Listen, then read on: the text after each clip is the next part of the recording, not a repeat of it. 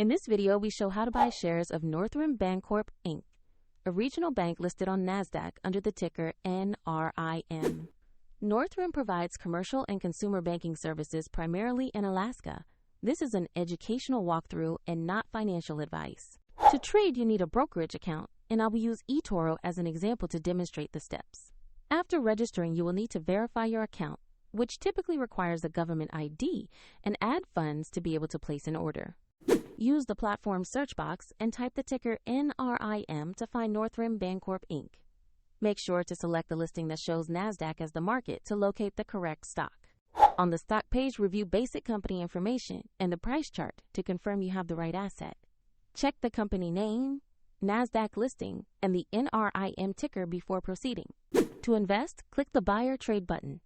Enter the amount you want to invest and review the order details carefully. If the market is closed, your order may remain pending until it reopens, and if you lack sufficient funds, the platform will prompt you to add money before confirming. Once executed, your NRIM position will appear in your portfolio. For convenience, the link to eToro is in the description if you want to follow the same example.